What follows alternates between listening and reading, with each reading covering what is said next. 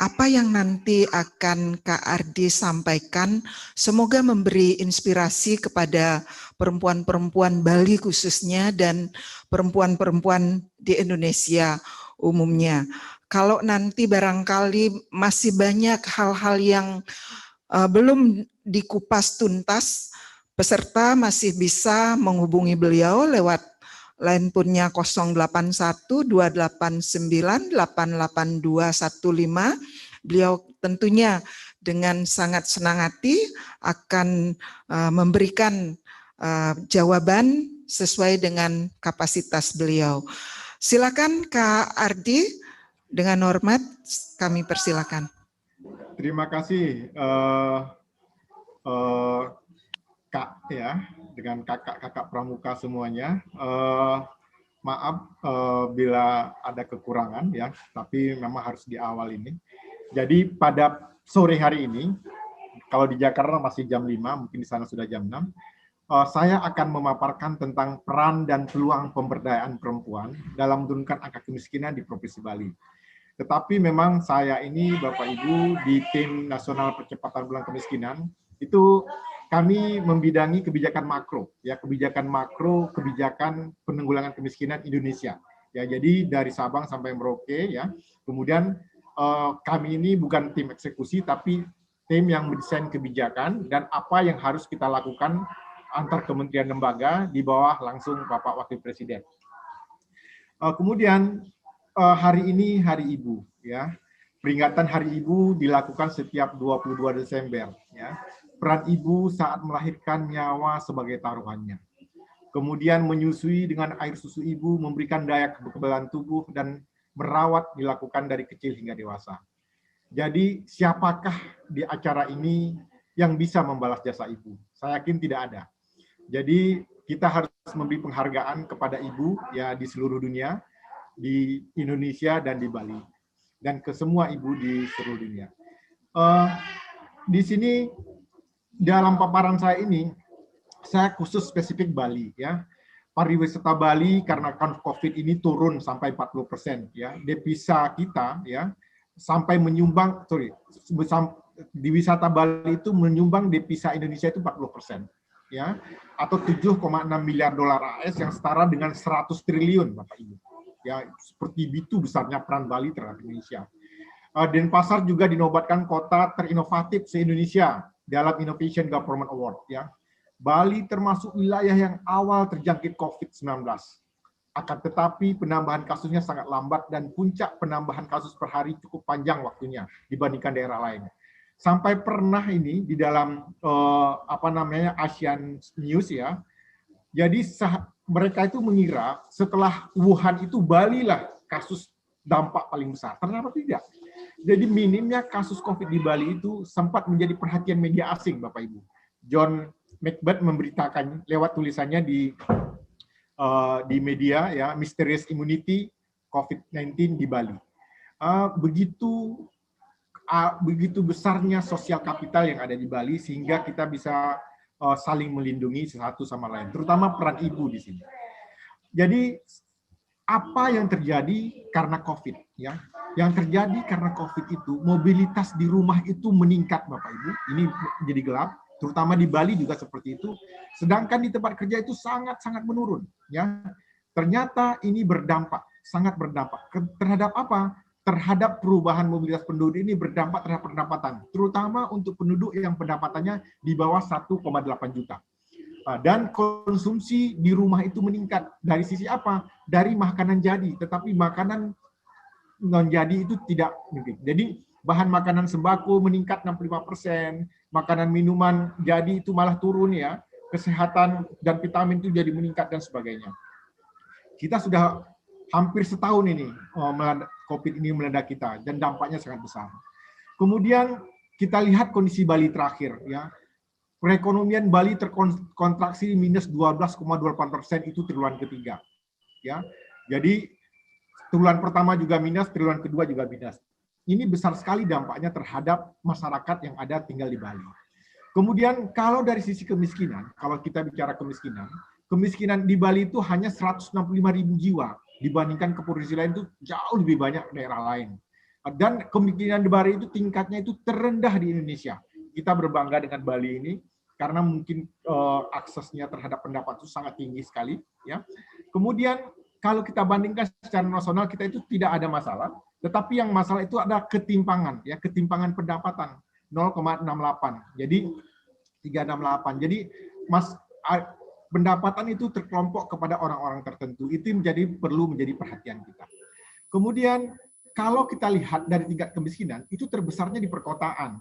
Kalau daerah-daerah lain di Indonesia itu orang miskin itu adanya di pedesaan. Sedangkan kita itu terkonsentrasi di perkotaan, itu sebanyak 100.000 jiwa, ya, di perkotaan. Kemudian kalau kita lihat per kabupaten kota, ya, banyaknya orang miskin itu ada di Kabupaten Buleleng, Karangasem, dan Tabanan.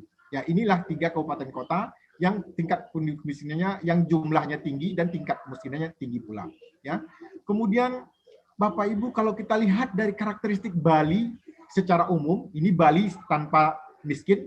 Kalau Bali miskin, jadi artinya kalau Bali miskin ini khusus penduduk miskin yang tinggal di Bali, apa kelemahannya? Ya, jadi ternyata penduduk miskin yang tinggal di Bali itu anggota rumah tangga usia produktifnya kecil, ya, kecil, sangat sedikit, gitu ya. Kemudian kalau secara total itu sampai 72%, kalau orang miskin hanya 55%. Artinya apa? Orang yang bisa menghasilkan pendapatan hanya 55% dari total anggota rumah tangga. Kemudian kita kembali ke perempuan, Bapak Ibu. Ternyata kepala rumah tangga perempuan di Bali itu hanya 9,71%, ya. Kalau ada 100 rumah tangga itu 10 rumah tangga itu kepala rumah tangganya perempuan. Nah, kalau kita lihat dari sisi itu, ya, kita kalau lihat secara total tadi itu memang, ya, itu paling tinggi itu kepala rumah tangga perempuan itu ada di Kota Denpasar, ada sampai 15%. Kalau ada 100 rumah tangga di Denpasar, ya, itu 15-nya itu kepala rumah tangganya perempuan. Itulah tulang punggung rumah tangganya. Kemudian kalau kita lihat langsung ke rumah tangga miskin, ya. Jadi ternyata kalau kita lihat ke rumah tangga miskin, itu di Kota Jembrana, kalau ada 100 kepala rumah tangga miskin, itu 25-nya itu perempuan kepala rumah tangganya. Ini perlu jadi perhatian kita di Jembrana, kemudian di Kalungkung, dan Kota Denpasar. Kalungkung itu sampai 19, sampai 20%, kalau di Denpasar itu sampai 18%. Kemudian kita lihat karakteristik yang lain lagi. Tingkat pengangguran, itu memang terjadi peningkatan karena COVID ini, Bapak Ibu. Kalau kita lihat dampak COVID terhadap pengangguran, kita bisa lihat satu persatu, ya. Terutama kalau kita perhatikan yang saya lingkari merah ini terhadap perempuan, ya. Jadi karena COVID itu, ya, ada 381.000 pekerja di Bali dari total pekerja perempuan 1,7 juta itu mengalami dampak. Dampaknya seperti apa? Ada yang 33.000 langsung menganggur, ya. Ada dulu pernah menganggur gara-gara COVID ada 17.000. Ada sementara tidak bisa bekerja karena COVID, mungkin ya, itu 24.000 yang perempuan. Dan ada penduduk yang mengalami pengurangan jam kerja. Yang dulu mungkin 8 jam jadi 6 jam, itu ada 306.000. Ya. Inilah kira-kira dampaknya terhadap perempuan. Dan besar sekali, ada 22% penduduk pekerja perempuan yang mengalami dampak ini. Kalau secara total memang jauh lebih besar, ada 24% yang mengalami dampak pekerjaan. Jadi ada 3,4 juta pekerja di Bali itu yang mengalami dampak COVID ini ada sampai 24,69%.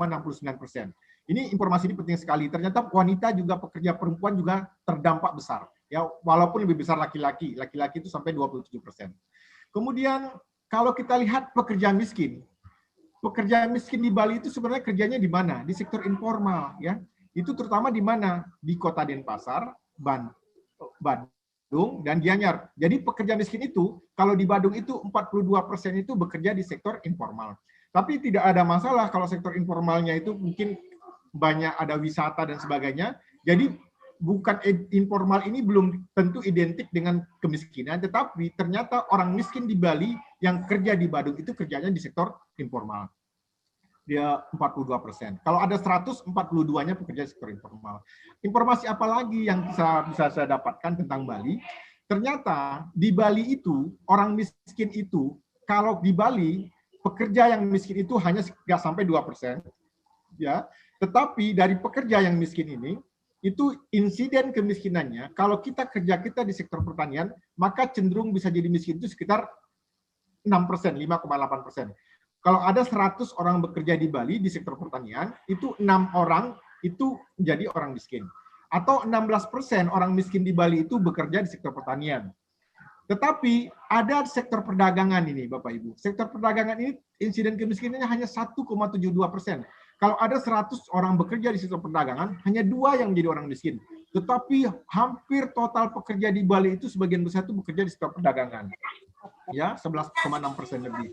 Jadi ada 20% pekerja miskin itu ternyata bekerja di sektor perdagangan. Jadi ini perlu menjadi perhatian kita. Pekerja sektor perdagangan dan miskin ini menjadi perhatian kita, dan pekerja di sektor pertanian dan miskin dan di perkotaan. Kemudian apalagi informasinya, ya, pendidikan kepala rumah tangganya. Jadi memang orang miskin di Bali itu pendidikan kepala rumah tangganya itu rendah, hanya SD ke bawah, ya. Jadi ke orang yang berpendidikan rendah, kemudian bagaimana cara mengatasinya. Kemudian kalau kita lihat dari kepemilikan rumah, ya. Jadi kepemilikan rumahnya itu sangat kecil memang di Bali, ya. Secara total penduduk juga hanya 21%, 27% yang tidak punya rumah. Kalau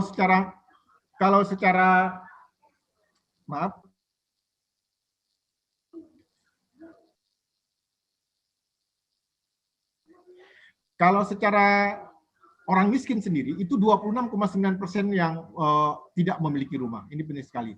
Dan tidak punya akses terhadap air minum itu orang miskin itu ternyata punya akses, ya, 80%-nya lebih punya akses. Yang nggak punya itu siapa? Malah secara total penduduk ada 48% yang tidak punya akses air minum yang layak. Ini perlu menjadi perhatian. Ya. Kemudian satu lagi stunting, Bapak Ibu. Ini peran ibu-ibu. Kenapa saya menampilkan data stunting? Itu di Bali itu rendah, 3 terendah di Indonesia, hanya 21% stunting. Tetapi kalau kita lihat per kabupaten kota, ada kabupaten Jembrana, ya, itu prevalensinya itu sampai 29%, ya. Kabupaten Karangasem itu sampai 26%, ya. Yang lain itu sudah kecil, ya. Kota Denpasar 18, Badung sampai 25%. Jadi ini penting perhatian. Yang paling parah itu memang Kabupaten Bangli, itu ada 43. Kalau ada 100 balita di Kabupaten Bangli, 43 itu stunting. Mudah-mudahan data ini salah, tapi ini sudah konfirmasi seluruh Indonesia, Bapak Ibu. Jadi ini berisiko terhadap anak kita ke depan, ya. Itu peran ibu sangat besar di dalam proses ini. Kemudian apa usulan rekomendasi saya? Pertama, memang perlu ekspansi fiskal untuk mendorong konsumsi rumah tangga dan pemulihan ekonomi UMKM di Bali karena ada COVID ini, ya. Menghantam kelompok menengah dan rentan. Jadi bukan hanya orang miskin, menengah dan rentan yang sudah bekerja di sektor pariwisata ini banyak terdampak. Ini perlu menjadi perhatian. Ya, penurunan permintaan selama pandemi ini menjadi masalah besar kita, jadi perlu ekspansi fiskal di UMKM. Kemudian tantangan terbesar dalam ekspansi fiskal ini adalah memastikan belanja perlindungan sosial itu efektif dan tepat sasaran dan bisa dikonsumsi oleh masyarakat. Kemudian bantuan sosial saat ini hanya sebenarnya itu 16-21% dari konsumsi mereka. Jadi kita perlu tambahan besaran bantuan sosial itu ke masyarakat miskin. Itu perlu peran daerah. Kemudian mengupayakan pertumbuhan inklusif. Apa itu inklusif? Itu berpihak kepada 20% KRT miskin bekerja di sektor perdagangan dan pendapatan per kapitanya rendah tadi. Dan orang yang bekerja di sektor pertanian, perdagangan dan sektor pertanian. Ya, saya tertarik sekali itu yang di tempat pura yang paling bagus itu, yang di pantai itu, saya lupa namanya. Jadi saya pernah acara di sana, mereka itu melakukan proses ini. Membeli produk, ya, membeli produk dengan oleh BUMDes, ya, dengan cara apa? Dengan cara 2 kali lipat harga pasar. Kemudian produk tersebut dijual ke BUMD, BUMD yang mengelola, sehingga setelah dibungkus dan sebagainya, malah BUMD juga masih bisa untung.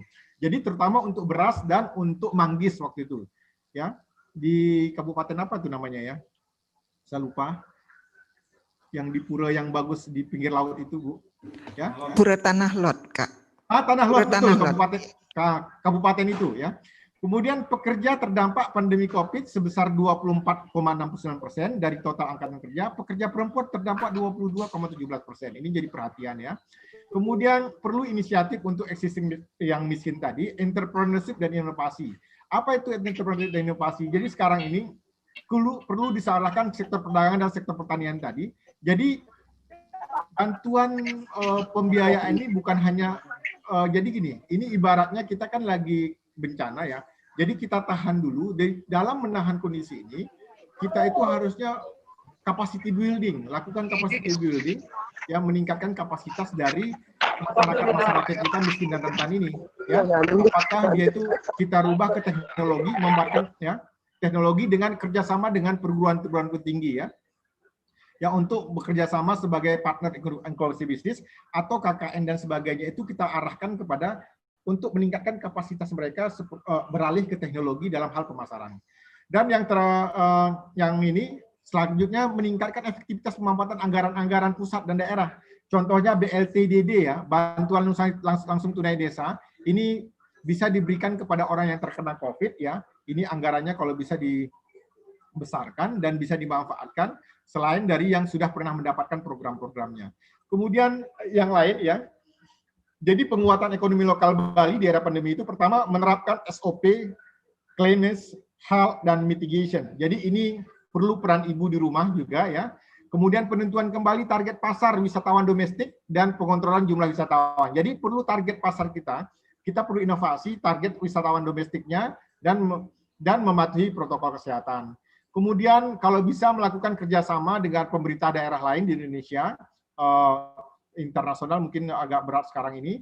Kemudian mengadakan pelatihan bagi para pelaku usaha pariwisata sambil menunggu kegiatan pariwisata kembali bergeliat. Ya, jadi pelatihan-pelatihan seperti apa? Yang bagaimana produk-produknya itu bisa dipasarkan ke Indonesia seluruhnya dengan teknologi dan pemasaran yang bagus. Kemudian peningkatan peran perempuan sebagai penopang penjaga kesehatan. Ya, jadi perempuan sebagai penopang menjaga kesehatan. Ingat pesan ibu dalam penanganan COVID-19. Ya, 3M ya. Kemudian cuci tangan pakai sabun ya, menjaga jarak dan memakai masker. Kemudian ibu-ibu juga sekarang berperan mendukung pendidikan. Kenapa? Pendidikan sekarang itu di rumah. Teknologi itu harus dikuasai oleh ibu-ibu banyak sekali. Jadi semuanya itu tumpuan kita ibu-ibu ya. Kemudian mengelola ekonomi rumah tangga juga di ibu-ibu ya. Ibu-ibu yang sangat berperan. Kalau dulu kita bisa beli makanan jadi, sekarang itu makanan itu semuanya ada di rumah, harus produksi di rumah dan semuanya di rumah. Jadi ya peran ibu sangat besar sekali dalam menanggulangi COVID ini. Jadi sekarang ini tambah lagi ya, ibu dulu hanya berperan mungkin sambil bekerja, tetapi juga sekarang ini di samping menjaga kesehatan keluarga, juga ibu juga mengelola pendidikan di rumah tangga, dan ibu juga mengelola ekonomi rumah tangga dengan mengelola makanan yang sehat dan higienis, sehingga bisa terhindar dari COVID dan bisa ekonomi kita lebih baik lagi. Terima kasih, hanya ini yang bisa saya sampaikan. Maaf bila ada kekurangan, kakak-kakak semuanya seluruh Indonesia. Wassalamualaikum warahmatullahi wabarakatuh.